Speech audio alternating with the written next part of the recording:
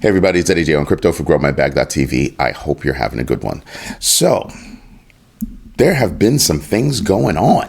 Like, wow. So, if you're a Filipino citizen and you want to pay into your Social Security, meaning make additional contributions, you can use USDT now. Yeah, that hit me huge. Like, what? So imagine the fees that Tether is going to continue to make by having a whole country allow their citizens to pay into their Social Security using USDT. Wow. Wow, wow. And if that doesn't legitimize Tether as a global implementation of crypto, I don't know what does. I think MICA needs to rethink things. I think the bill in the United States, that's being presented needs to be rethought. That's just tremendous. To say the least, that's tremendous. I'm not saying that, the Philippines are, a really big market. But what I'm saying is that Tether's been going around the world knocking down little pins, knocking this down, knocking that down, showing its worth, showing its value, showing its use cases, and they're being accepted. We should be thinking about that. In Singapore approves Paxos to actually handle digital payments. That's a very interesting thing. They're actually partnering with DBS Bank. In case you haven't been paying attention, you should go back to my previous videos. DBS Bank is deeply involved in crypto. Deeply involved in crypto. And if they're going to Singapore, which is a huge financial hub, and they're saying, hey, we can do this. And Singapore saying, yeah, you can do that. My question now is going to be, will Paxos go to Philippines and will Tether come to Singapore? I don't know if they're already there yet. I'd have to look into it, but it sounds like Asia is kind of, I'd say, more advanced than the United States, more advanced than Western countries, right? And they're picking up speed. They're finding practicality in the use of crypto in everyday life. That's something to pay attention to. It really is. Really should be paying attention to that, because that's making it easier for your citizens to do things. Just saying. Digital payments, right? Social Security contributions.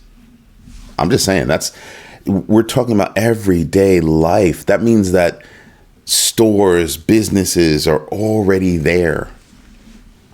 They're already there. They're already ready to, accept crypto and do all these kinds of things. The world is catching up, which makes me scratch my head when it comes to CBDCs. So when I look at the Bahamas, and the Bahamas saying, oh, we're going to implement CBDCs within the next 2 years for banks. Or a CBDC. Why?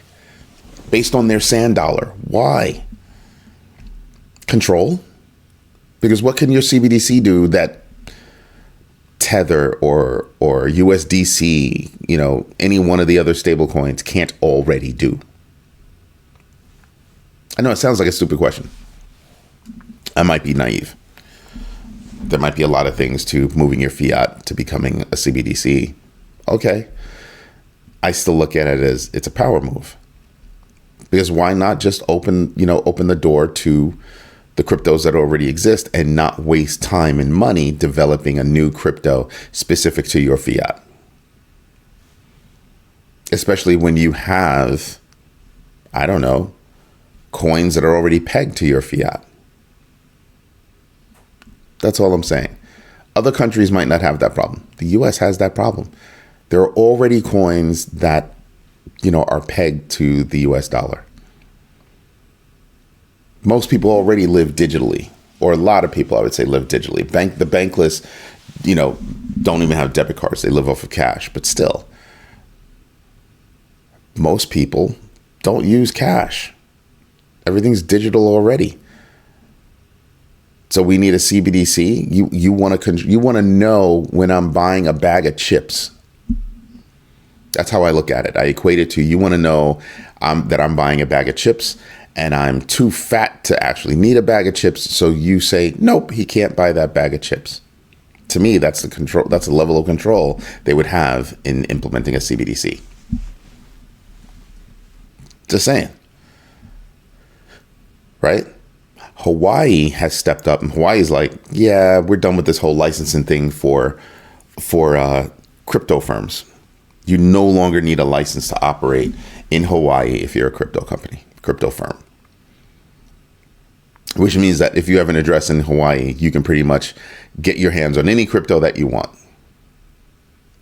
That sounds fair. That sounds fair. It would be really nice if, I wonder if, here's something interesting for you. Palau has that whole thing. I wonder if Hawaii winds up doing the same thing. That would be interesting. That would honestly be like almost ridiculously interesting. Oh, you can have an address in Hawaii. Go get yourself an address in Hawaii. Literally a little square inch that has an address tagged to it. A central location to receive mail for all of those companies, all those people, all those entities. And now you have a physical address within the United States that would enable you to buy whatever crypto almost whatever crypto you wanted to have. You might not be on any exchange, on whatever exchange. Actually, you would be on any exchange. That means that Binance.us would be able to operate there. MEXC would be able to operate there. There are a lot of agencies and companies that would love to work within the United States, but each state is being ridiculously difficult. Just saying, I think that change is in the air. Change is definitely in the air. Gate.io partners with Elliptic to enhance, their compliance program. And this is actually very interesting because what they're saying is, listen, we want to use blockchain analytics and investigative solutions to comply with regulations around the world. A lot of exchanges are saying, we understand that back in the day, it was a wild, wild west. And, we're not supposed to do that. That's actually a bad term.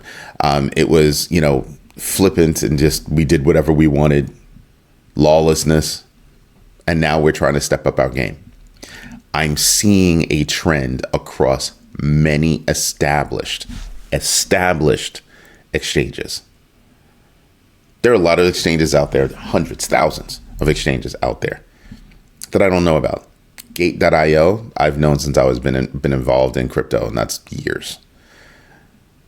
So to see them, an established player like that, say, hey, we're taking this seriously, and this is what we want to do, this is how we're going to do it. We're going to use innovation to make innovation comply. That's right. I like that. Not mad about that at all. Love it. Love it. That's stepping up your game in a major fashion, right? That's stepping up your game in a major fashion. Reason why I slipped on that word is because PostFinance, which is a Swiss bank, already offers, some crypto services. Listen to what they're adding to their crypto services: Ripple, Solana, Cardano, Avalanche, and Polkadot. If that's not big, I don't know what is. Here's something else that's funny about Polkadot. Their foundation says that they could exhaust their funds within the next 2 years. So last night, we were talking about how it could be possible that Cardano could merge with Polkadot. And I was like, why? They built the bridge. My question again was why? The broad reasoning was for, interoperability. And I'm sitting back and I'm going, imagine if the Polkadot ecosystem merged with Cardano, like just came over to Cardano. You can't tell me that wouldn't be a huge event. Huge. Huger than huge. They'd bunny hop a couple of projects out there. They would also, if you really think about it, they would also rival Solana, like in a heartbeat. In a heartbeat, you'd have Cardano breathing down your neck. And here's something else. If that were to happen, not only would Cardano breathe down Solana's neck, but they would have a one-up on on Solana. And that one-up is Cardano doesn't go down. Solana does. Solana's never really recovered from their network slowdown, as they referred to it, right? They never really recovered from it. They were at 200, and then they took a huge belly flop of a drop down to like 138 or something like that. They've come up a little bit since then, but they've also dropped down since then. They haven't truly recovered from that particular thing. And you could talk about, the speed and the transaction amounts, all kinds of metrics that point to Solana being a more than equitable platform. Cool. I'll give that to you. Yep. Agree. That's why I like Solana. But I know this is like a guess. It's not even a guess. I wonder, it's like a Marvel what if. What if Cardano and Polkadot merged? What if? That would be huge. I think that would send ripples through that would drive so much onward and upward. It wouldn't even be funny. That would be a huge move. That would just be a huge move. And that's when I'm just like, wow, imagine if that happened. Because I was thinking about it after I stopped the show last night, and I was talking to one of my friends. I was just like, man, imagine if that happened. Imagine the security that you would have, everything else that you would have, the bridge that's already there. So now whatever project you have on either side works. It would just work. And you know that if Cardano is involved with building a bridge directly, you know that bridge is going to be pretty secure. Because I don't know about you, but I do pay attention to how many times bridges get hacked. Right? How many times bridges just, fall down to, nefarious characters, let's say. So I'm just like, imagine, wow. I'd like to run the numbers on that. Like, so if Polkadot's worth this much and Cardano's worth this much, and you combine them, how much would that new entity be? Maybe we'll do that when we look into the numbers, because that's a little bit more than tremendous. That would be a momentous occasion, like truly momentous occasion. It would breathe so much life into Polkadot, right? Like everybody, like, so if you look at it like this, you look at it as you'd be breathing life into Polkadot. But here's what it would do for Cardano.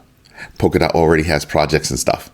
So it would bring more life to Cardano too. Wow. So yeah, I'm thinking about that. I really am thinking about that. But you know what we should do? That's right. We should get into the numbers. Let's pull that. Let me move my notes out of the way. It's been a little while since I refreshed this, so let's refresh it now. Come on. I click refresh. Let's go. Chop, chop. All right. It's pulling from CoinGecko, in case you wanted to know. I pull a list 250 coins, the top 250 coins. And then from that list, I create the top 25 winners and losers. And that's what you're looking at right here. EtherFi, not something that I have right now, down 10%. Aerodrome Finance, down 6%. That could be a buying opportunity for those that are interested in Aero Finance. Ocean Protocol is down 5%. Avalanche is down 5%. So when you get to the fives, when you get below 5, I'm gonna pay attention to that. I make mental note for the things that I'm interested in, but I really don't pay attention, because to me 5% is, just shaving profits. That's honestly how I look at it, in the crypto space.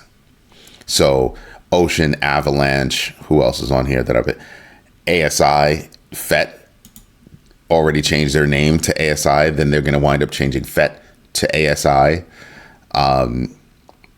They're at number 32, down 5%. I'm all right with that. I'm okay with that. Again, it's just confusion over what's supposed to happen. I think you're going to see a ton of people move their FET off of Coinbase over to something like MEXC or something like that, where it is supported, where ASI is already supported.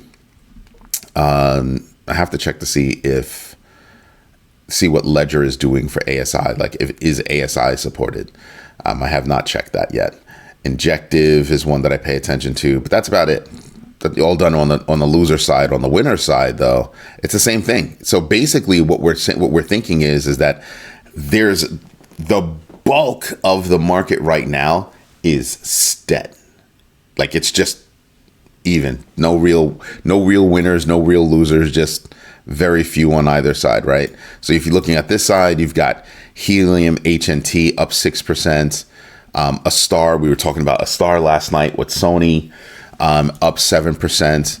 Radium, if you're interested in that, is up 8%. Bonk is up 9%. Beam is up 10%. Not something I have money in, but I am interested in Beam. I am interested in Beam. Toncoin adding to its love right now. Its love affair with going up.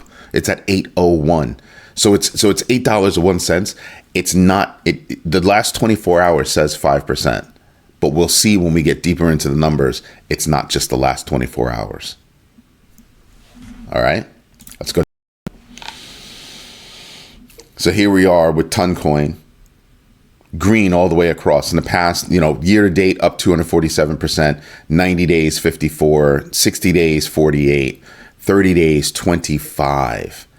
In the past 7 days, it's up 5.67%. But this is the number I want you to pay attention to right there, 30 days. Again, where else can you put your money,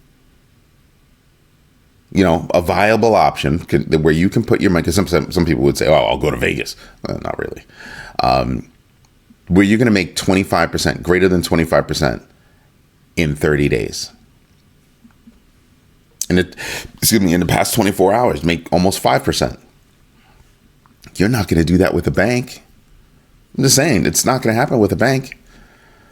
Ethereum's coming up again. I might buy another ETH. So I'm just looking at that and I'm kind of saying to myself, there's upside. There used to be tremendous upside toward the beginning of the year for Solana. It's dropped down to 46.25% year to date. Past 7 days, up 8.27%. Not bad. But look at that number. Beginning of the year is at what, 200? That's painful. So when you look at this chart, remember, this is only a 7-day chart. So that's nice for 7 days. You took a drop, like you were down here, you went up, took a little bit of a drop, popped back up. That's still good coin to be making. Still very good coin to be making. If you're involved in Toncoin, you are definitely just clapping your hands and stomping your feet. Those are awesome numbers, right?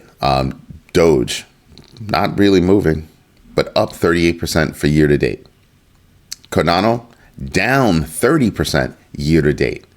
Now let's take Cardano's, 14.7 billion. Polkadot's 9.1 billion. So 14.8 plus 9, 23 billion dollars, almost $24 billion in market cap, would immediately skyrocket that project to above Toncoin and just below XRP. It would be nipping at XRP's heels and with far more use case. So it would only be a matter of time before it surpassed XRP.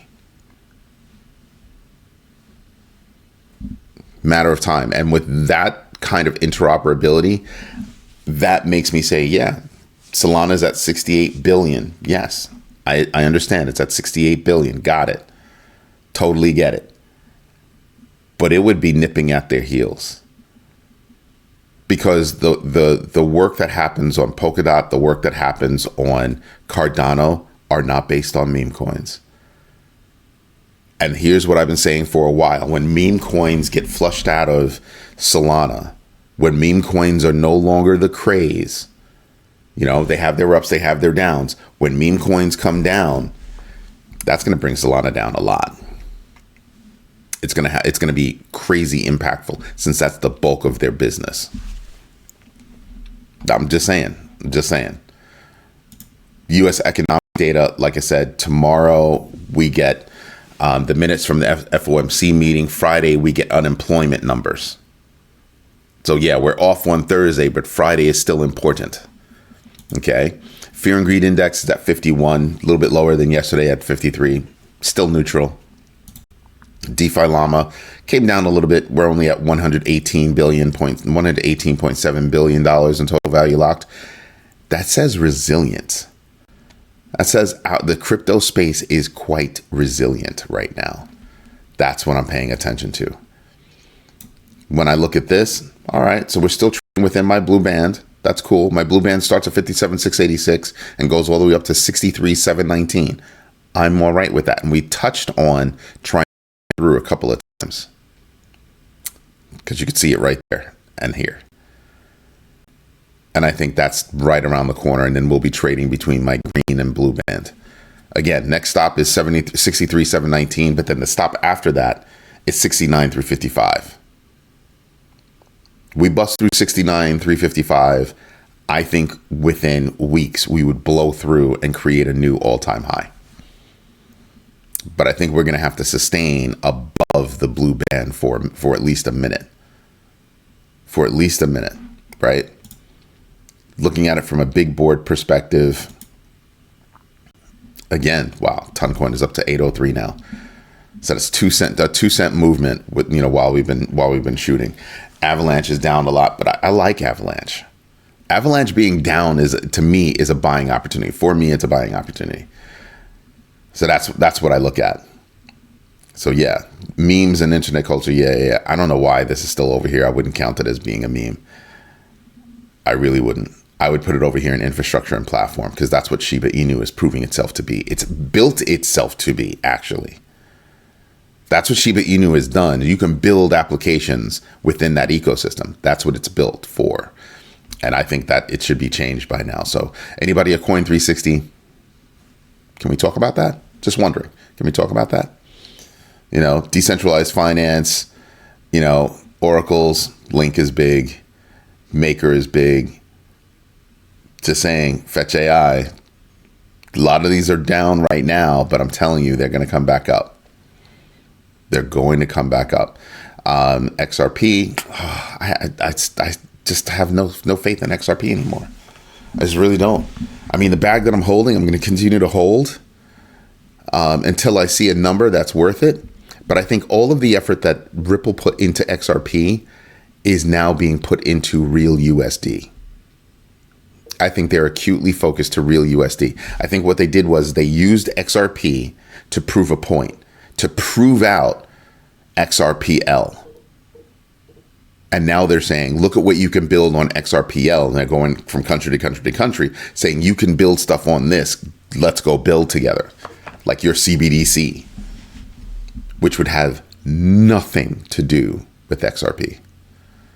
Somebody said, well, real USD would go up. And I'm just like, yeah, real USD would, do well for itself. In terms of, yes, it's a stable coin, and yes, it would do well in terms of its own market cap growth because it's always going to be pegged to $1, right?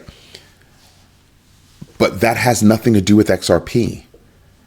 It has everything to do with showing yet another use case in the wild for XRPL, which is what the product is for Ripple. That's what I'm talking about. That's big. That is big. So XRP, I don't know if it's actually going to balloon. Can it hit $1 in the next bull run? Possible, because everything would rise, right? But that's it. That's it for me. Like I don't know. I mean, I can honestly see people moving whatever they're doing moving from XRP to another platform easily. You can make that case with Toncoin. You can make that case with Solana. You can make that case with Cardano. There's a lot of reason to not use XRP. I mean, not a lot of reason to use XRP, but there are a lot of choices should you want to move off of XRP. That's what I mean. So yeah, I'm paying attention to that. But I am paying attention to Cardano being down at 41 cents when they had been at 48. And I'm sitting there and I'm going, oh, that's a buying opportunity. And I did buy a bag. And what is it? Day before yesterday. Yeah, day before yesterday. So that's really what I'm paying attention to. Anyway, this is Eddie J on crypto for growmybag.tv. I hope you like what I'm doing. Subscribe to the channel. Definitely hit the likes and invite your friends. I'm not just talking to you about Bitcoin. Last night, we spent a lot of time talking about, crypto in general, as well as real estate. So if you want to learn how to grow your bag, this is where we're coming to, right? All of us are growing. All of us are learning together. When one ship rises, all ships rise. Have a good one. Bye-bye.